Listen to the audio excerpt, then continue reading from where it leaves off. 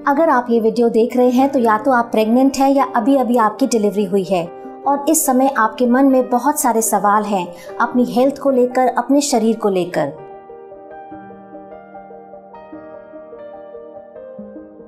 Delivery के बाद आपके पीरियड्स जो हैं दोबारा से कब स्टार्ट होंगे। कई बार ऐसा भी देखा गया है कि डिलीवरी के बाद कई महिलाओं को 3 से 4 या 6 महीने तक भी पीरियड नहीं आता है। ऐसा होना भी बिल्कुल नॉर्मल है, क्योंकि डिलीवरी के बाद जब हम स्तनपान करा रहे होते हैं तो हमारे शरीर में जो हार्मोन होता है प्रोलैक्टिन, उसकी मात्रा बहुत ज़्यादा होती है और इसी हार्मोन के प्रभाव के कारण आपके जो पीरियड्स हैं वो डिले हो सकते हैं। तो इस समय आपको बिल्कुल चिंता नहीं करनी है। कई बारी 6 से 8 महीने वेट भी करनी पड़ती है पीरियड्स आने की, बट यहाँ ध्यान ये रखना है कि कई बारी पीरियड्स ना होते हुए भी आप प्रेग्नेंट हो सकती हैं। तो इसलिए अपने डॉक्टर से संपर्क करके कोई गर्भ निरोधक तरीका ज़रूर अपनाएं। एक और बात जो अक्सर आपके मन में आता है कि डिलीवरी के बाद क्या हम सेक्स कर सकते हैं कि नहीं, क्या सेक्स करना सही है कि नहीं।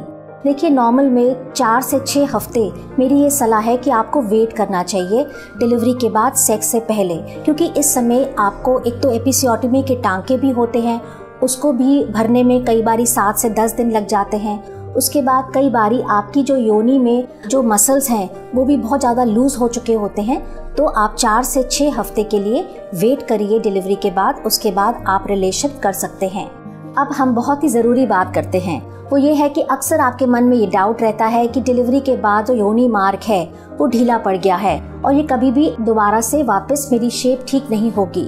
ऐसा नहीं है। योनि मार्ग जो होता है उसके मसल्स जो होते हैं उसमें बहुत सारे इलास्टिक फाइबर होते हैं।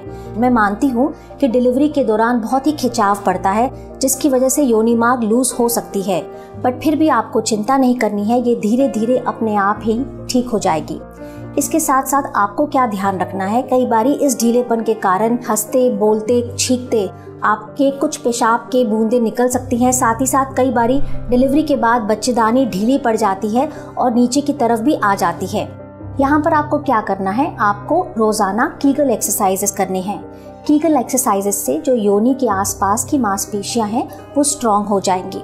अब कीगल एक्सरसाइजेस कैसे करनी है, आप YouTube पे जाकर इसको करने का तरीका ज़रूर देखिए, इससे आपको बहुत ही लाभ होगा। डिलीवरी के बाद जो चीज़ को आपको बहुत ध्यान में रखना है और वो है जो आपको नीचे टांके लगते हैं। जैसे नॉर्मल डिलीवरी में डॉक्टर्स जो हैं 10 से 12 टांके नीचे देते हैं आपकी डिलीवरी के बाद, इसे हम एपिसियोटमी कहते हैं। एपिसियोटमी क्यों की जाती है? देखिए, जब बच्चे की डिलीवरी हो रही होती है तो बच्चे का सिर और उसके पूरे शरीर को आराम से निकालने के लिए डॉक्टर कई बारी ये एपिसियोटमी के टांके देते हैं। इससे क्या होता है कि आपकी योनि मार्ग, आपका पेशाब का रास्ता, मल का रास्ता वो सुरक्षित रहता है। अब हमें क्या करना है कि डिलीवरी के बाद हमें ध्यान रखना है कि यहाँ पर इन्फेक्शन ना हो। उसके लिए आपको दिन में 2 बारी अपने टांकों को धोना है। धोने के बाद उसको अच्छे से सुखाना है और जो डॉक्टर आपको ऑइंटमेंट लिख कर देते हैं उसको दिन में 1 या 2 बारी ज़रूर लगाना है। साथ साथ कुछ खाने की गोलियां भी होंगी, एंटीबायोटिक्स, उसका भी कोर्स जो है डॉक्टर के बताए अनुसार आपको ज़रूर लेना है।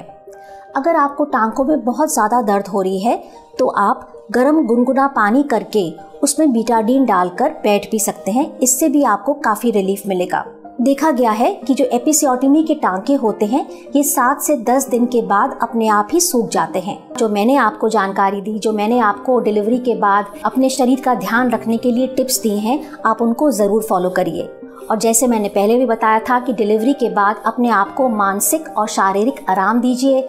आपको केवल 3 ही काम करने हैं। आपको आराम करना है, सोना है, नींद पूरी करनी है, अच्छा सा वेल बैलेंस्ड खाना खाना है और बच्चे को दूध पिलाना है। आशा करती हूँ कि ये जो वीडियो हमने बनाया है ये आपको बहुत लाभ देगा। और अगर आपको ये वीडियो पसंद आया तो माय उपचार को लाइक करिए, सब्सक्राइब करिए। और अगर आपको इस वीडियो से संबंधित कोई भी सवाल पूछना है तो कमेंट बॉक्स में पूछिए। माय उपचार के डॉक्टर्स आपकी मदद ज़रूर करेंगे।